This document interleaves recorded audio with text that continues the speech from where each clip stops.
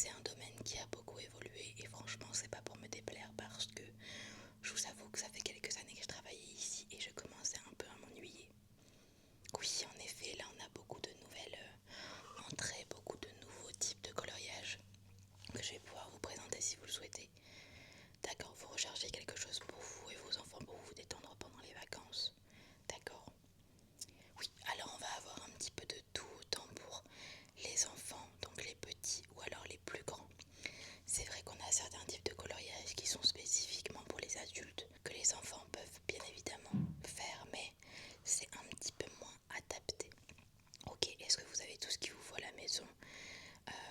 Peut-être les stylos, les gels, les feutres, tout ça? Non, d'accord, donc vous venez chercher tout ça aujourd'hui.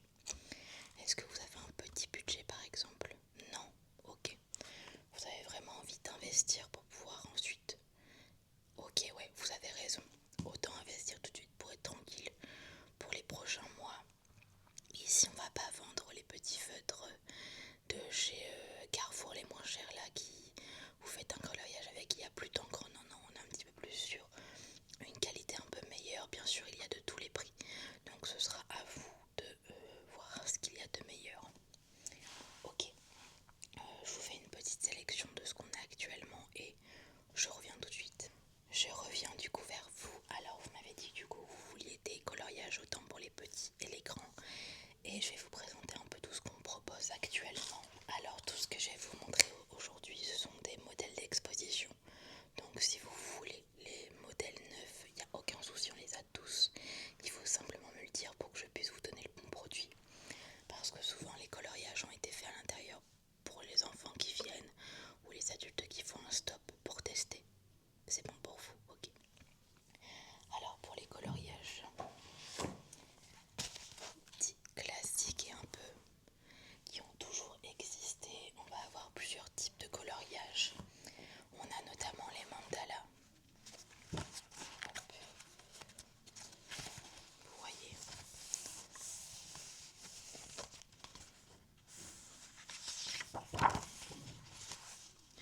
Là pour le coup il n'y a pas de couleur spécifique, c'est vous qui faites comme vous voulez. Je pense que vous connaissez ce type de coloriage. Oui, oui, c'est un peu la base des coloriages. C'est vrai que c'est un petit peu moins vendu ces derniers temps. Les gens se tournent plutôt vers des choses un petit peu plus mignonnes, j'ai envie de dire, mais c'est toujours bien d'en avoir un. J'en ai d'autres à vous proposer.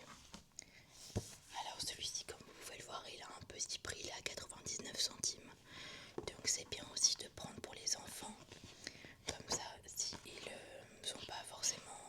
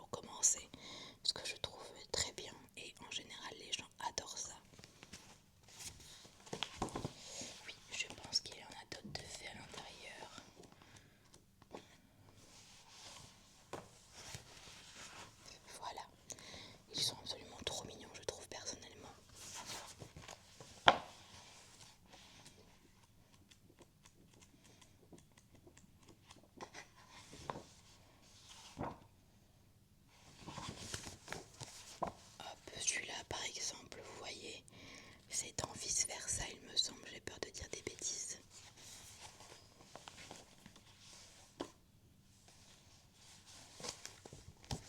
Et on a même Lilo et Stitch.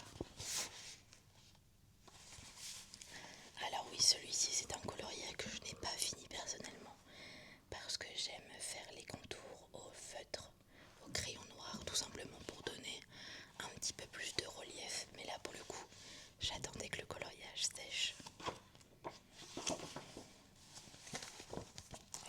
Et voilà un petit dernier pour vous montrer quand même que ils sont hyper jolis et je trouve très qualitatifs. Maintenant, si vous voulez des choses en dehors de Disney, on a récemment reçu les Diddle. Oui, c'était à la mode pendant les années 2000. Vous faisiez la collection, moi aussi, vous inquiétez pas. Et ils ont sorti un modèle Diddle de coloriage mystère avec 30 coloriages, donc vous avez de quoi faire clairement. Et on est sur des coloriages vraiment très simples avec des couleurs très vives et des designs absolument trop mignons. Oui, je peux vous en montrer des coloriages de fées à l'intérieur.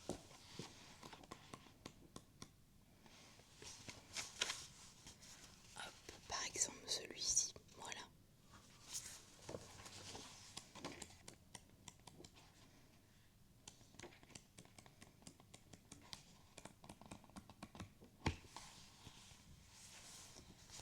Encore celui-ci, voilà. Alors oui, cela c'est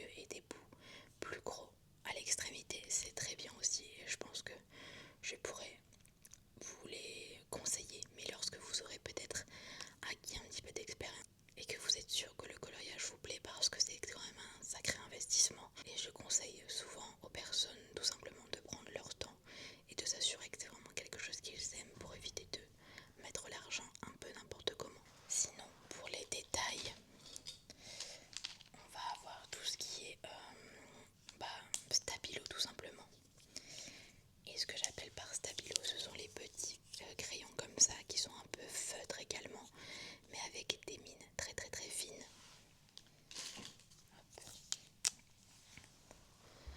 Vous voyez, c'est extrêmement fin et de base ce sont des crayons pour écrire tout simplement, mais pour les petits détails je trouve que ils sont parfaits. Ça prend un peu de temps, il faut être minutieux, mais franchement ça sauve la vie quand on n'a que des feutres avec des grosses mines. Ouais. Oui, il y en a qui font des détails blancs en effet. Alors pour les détails blancs, on va avoir des petits feutres blancs tout simplement.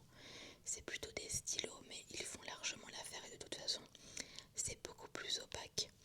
Alors ici on va en avoir deux types et ça dépendra de ce que vous voulez en termes de mine, mais on va avoir un peu de tout, autant de la 0,5 que de la 0,7. Bref, oui, alors 0,5 et 0,7 c'est la taille de la mine, savoir si vous avez une mine qui est fine. Je sais pas si celui-ci est un plus gros, non, celui-ci est un fin aussi, ou une mine qui est un petit peu plus épaisse. Exactement, oui, les 4 couleurs ont ça.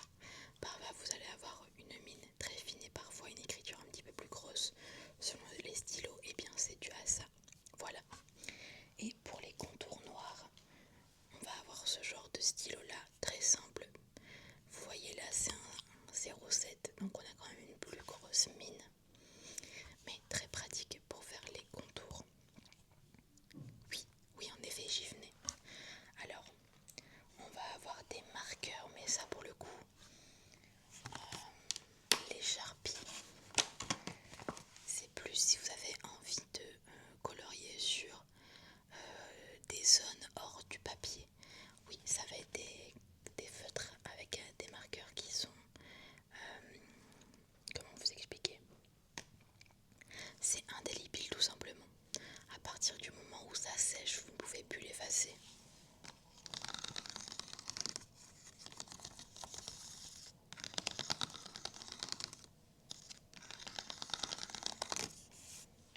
Oui, on va avoir des grandes gammes de couleurs. Ici, on est plutôt sur des couleurs un peu pop, mais vous allez avoir de tout.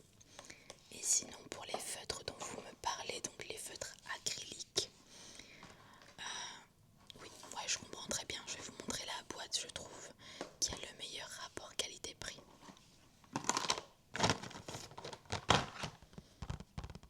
Ça va être cette boîte-ci, donc de 120 couleurs et de 60 feutres. Alors, c'est de la peinture acrylique tout simplement, comme celle que vous avez en pot. La seule différence c'est qu'ils sont en feutre. C'est waterproof et vous pouvez les utiliser sur à peu près tout. Pour le coup, si vous avez envie de les utiliser en dehors du coloriage, c'est possible.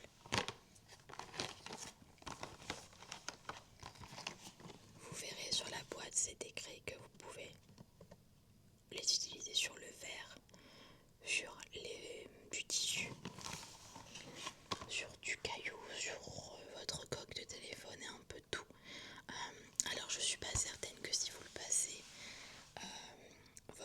par exemple votre vaisselle ou la vaisselle, ça va s'enlever, je pense, hein. Mais pour tout ce qui est pas lavable, je pense que ça va parfaitement tenir. Et moi, ce sont ceux que j'utilise personnellement pour mes coloriages.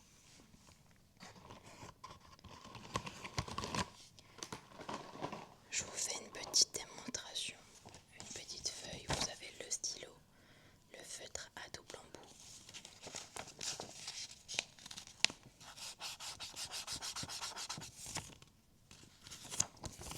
Attendez, je vais me poser, ce sera mieux.